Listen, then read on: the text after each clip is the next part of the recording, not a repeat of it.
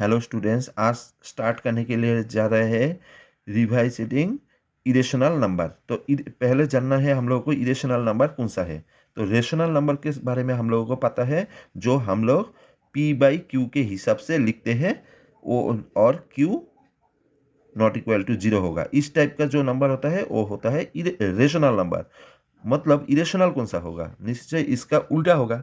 तो जिस नंबर को हम लोग पी बाई क्यू के हिसाब से लिख नहीं सकते उसे कहते हैं इरेशनल नंबर। मतलब ये करने के लिए हम लोगों को कौन सा नंबर लेना है, जो नंबर है जैसे कि √2 लिख लिया, √3 लिख लिया, √4 लिख लिया, इस टाइप का अगर नंबर लिख लेते हैं हम लोग, हाँ, तो क्या कर सकते हैं। देखो, 2 को हम लोग रूट नहीं कर सकते, 3 को भी कर नहीं सकते, 4 को तो कर सकते हैं, 2 हो जाएगा इसका आंसर। 5 को कर नहीं सकते। जिस नंबर को हम लोग ऐसे करके रूट तोड़ नहीं सकते उसको कहते हैं इरेशनल नंबर। ये इरेशनल नहीं होगा, ये इरेशनल होगा, ये इरेशनल होगा, ये होगा √6 आ जाएगा, √7 आ जाएगा, √8 आ जाएगा, √9 आता है 3। तो ये इरेशनल नंबर नहीं होगा, ये होगा रेशनल नंबर। ठीक है, इस टाइप का जो नंबर है जिसको हम लोग रूट कर नहीं सकते वो होता है इरेशनल नंबर। ये याद रखना क्योंकि ऑप्शनल क्वेश्चन में भी ये आता है। और एक टाइप का नंबर है जो इरेशनल नंबर होता है, वो है पाई। पाई को इरेशनल नंबर कहते हैं क्योंकि ये ऑप्शन में क्वेश्चन आता है, कुछ नंबर दे देते हैं, उसमें ये भी दे देते हैं, ये रेशनल है या ये इरेशनल है, ये इरेशनल नंबर है, याद रखना।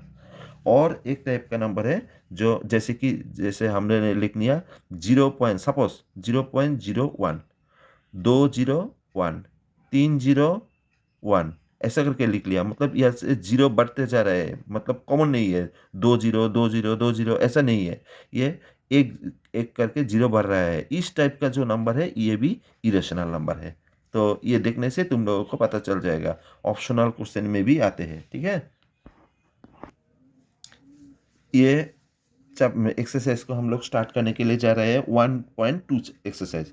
यहाँ तुम लोग एक चीज देखना, दो टाइप का क्वेश्चन यहाँ पे है। एक है जैसे कि √5 है, एग्जाम में आते हैं √3, √2 या तो √5, ये इरेशनल नंबर प्रूव करो, इस टाइप का एक आते हैं क्वेश्चन में। पहले मैं बोल देता हूँ, नहीं तो ऐसा करके कुछ मल्टीप्लाई होगा, उसके साथ प्लस होगा, या तो डिवाइड होगा, या माइनस होगा।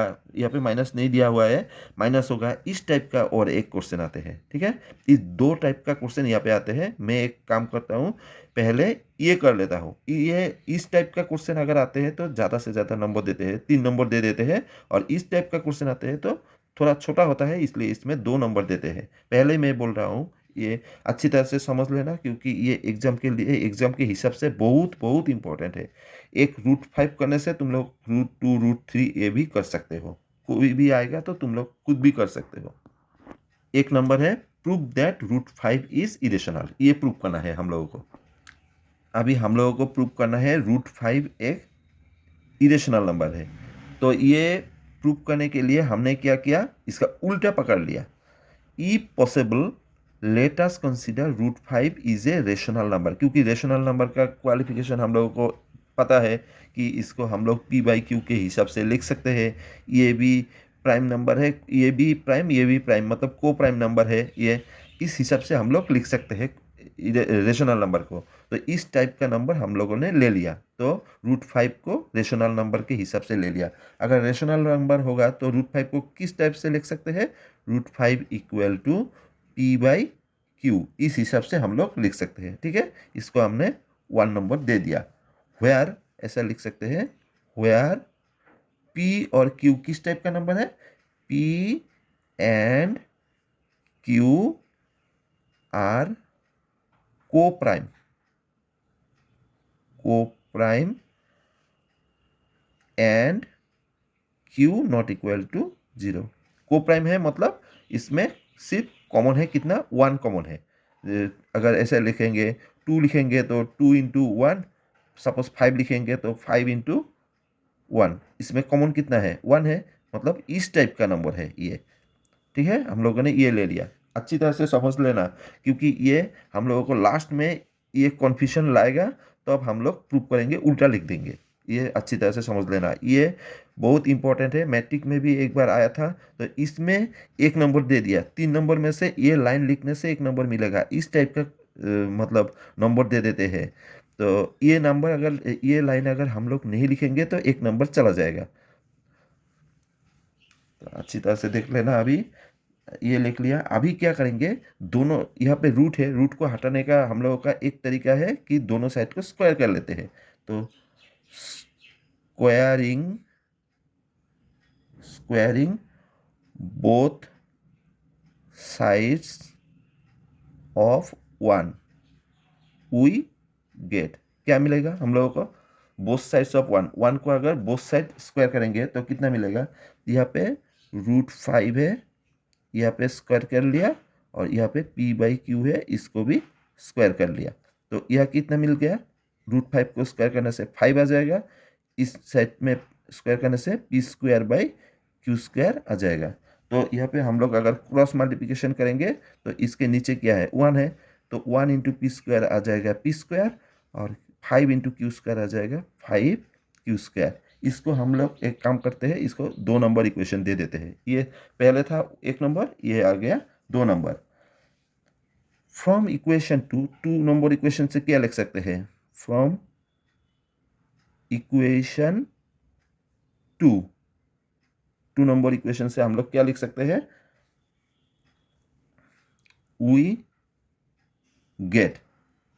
अभी देखो यहाँ पे एक चीज लिखेंगे, क्या लिख सकते हैं यहाँ पे, ये जो p² है, p² कैसे बना है, 5 × q², मतलब 5 के मल्टीप्लाई के हिसाब से बना है। p² जो है, p² इक्वल टू लिखा, मतलब p² बना है 5 के मल्टीप्लाई के हिसाब से। तो ये p² जो है ये तो 5 से डिवाइड जाने वाला है, कैसे करके, क्योंकि ये 5 के साथ मल्टीप्लाई है, तो इसको हम लोग अगर 5 से डिवाइड करेंगे तो 5 कैंसिल चला जाएगा, मतलब ये कैंसिल चला गया, मतलब इसके साथ ये इक्वल टू है, मतलब ये भी चला जाएगा। मतलब हम लोग लिखेंगे अभी p² is divisible by 5। p² 5 से डिवाइड चला गया, तो p² अगर 5 से डिवाइड चला जाता है तो p भी जाएगा, ये रूल के हिसाब से है।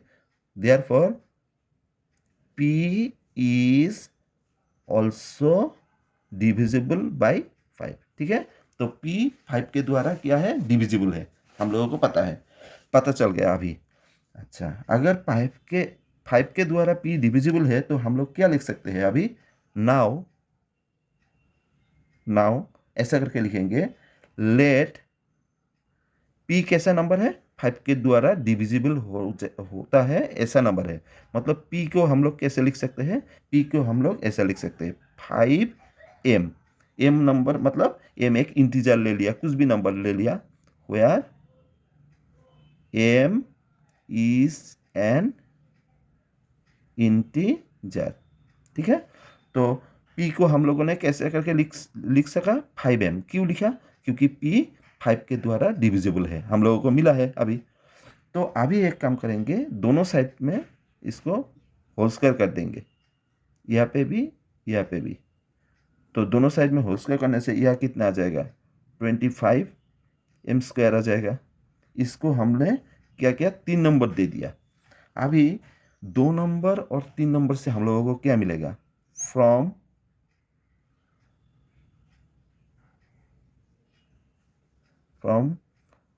2 and 3 वी गेट, क्या मिला हम लोगों को, देखो 2 नंबर इक्वेशन में लेफ्ट हैंड साइड में है p², राइट हैंड साइड में है ये, 3 नंबर में लेफ्ट हैंड साइड में है p², राइट हैंड साइड में ये, मतलब लेफ्ट हैंड साइड सेम है।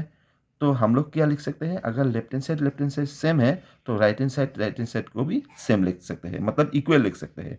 तो क्या लिख सकते हैं अभी, 5q² इक्वल टू, यहाँ पे लिख सकते हैं 25m²।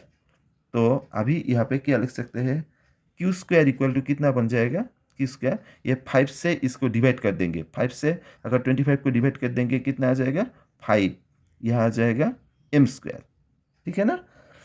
तो ये जो नंबर है ये किससे डिवाइड जाता है? 5 से डिवाइड जाता है। कैसे करके हम लोगों को पता चला? क्योंकि 5 के साथ मल्टीप्लाई है। हम लोग अगर यहाँ पे 5 लिख देंगे, 5 5 कैंसिल हो जाएगा। मतलब क्यू स्क्वायर जो है, क्यू स्क्वायर किससे डिविजिबल है? 5 से। अच्छा, पहले लिख लेते हैं, since 5m square is divisible by क्या?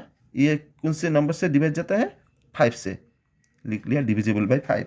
अगर ये 5 से डिविजिबल है, ये नंबर और ये नंबर इक्वल है, तो ये भी तो डिविजिबल होगा। Therefore Q square is also divisible by 5। अगर क्यू स्क्वायर डिविजिबल है, पहले भी हम लोगों को पता चला था, therefore Q is also divisible by 5। तो क्या मिला अभी देखो, हम लोगों को मिला है, यहाँ पे देखा P 5 के द्वारा डिविजिबल है, यहाँ पे देखा Q 5 के द्वारा डिविजिबल है। ठीक है, तो हम लोगों को क्या मिला? P 5 जो है ये यहाँ पे भी P से डिविजिबल है और यहाँ पे Q से डिविजिबल है। ठीक है, therefore 5 is the common factor of P and Q। ठीक है, अभी देखो हम लोग लास्ट कंक्लूजन में आ गया है। क्या लिखा था यहाँ पे? हम लोगों ने लिया था √5 को रेशनल नंबर। रेशनल नंबर जब आया था तब क्या मिला था हम लोगों को? P और Q को प्राइम नंबर है, मतलब यहाँ पे कॉमन कितना आ जाएगा? 1 आ जाएगा। मतलब जो P और Q में से कॉमन आ जाएगा 1। ठीक है, ये हम लोगों के हिसाब से है। तो अभी जब हम लोगों ने ये मैथ किया, मैथ करने के बाद देखा कि P 5 के द्वारा डिविजिबल है। यहाँ पे मिला है हम लोगों को Q जो है, Q भी 5 के द्वारा डिविजिबल है। मतलब 5 से दोनों ही डिविजिबल है। मतलब P में भी फैक्टर है, Q में भी फैक्टर है। यहाँ पे भी 5 है, यहाँ पे भी 5 है। ऐसा दिख रहा है ना? क्योंकि P 5 के द्वारा डिविजिबल है, Q 5 के द्वारा डिविजिबल है, मतलब कि ऊपर में भी 5 है, नीचे में भी 5 है। तो लिखा है क्या? Is 5 is the common factor of both and P and Q। यहाँ पे हम लोगों ने देखा है, लेकिन क्या लिया था हम लोगों ने? क्या एजम्पशन में क्या लिखा था? यहाँ पे क्या लिखा था? जो को प्राइम है, ये है मेन बात, को प्राइम है। लेकिन को प्राइम तो नहीं आया। क्यों नहीं आया?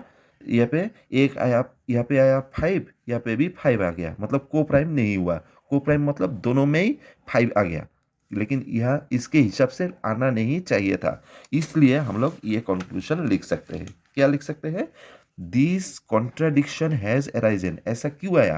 कॉन्ट्राडिक्शन क्यों आया? उल्टा क्यों आया? Because of our incorrect assumption. हम लोगों ने उल्टा ले लिया था। उल्टा मतलब इसको हम लोगों ने क्या लिया था? रेशनल नंबर बोल के ले लिया था। ये हम लोगों का गलत हो गया। Assumption that √5 is rational, RATIONAL, rational. ठीक है, तो रेशनल हिसाब से हम लोगों ने ले लिया था, इसलिए हम लोगों का गलत हो गया। तो रेशनल अगर नहीं होगा तो क्या होगा? Therefore √5 is an irrational number. ठीक है, ये बहुत बहुत बहुत इंपॉर्टेंट क्वेश्चन है। ये अच्छी तरह से देख लेना। बार बार देखने से ये तुम लोगों को पता चल जाएगा कैसे करके हमने किया है। बहुत इजी क्वेश्चन है ये। ठीक है, थैंक यू।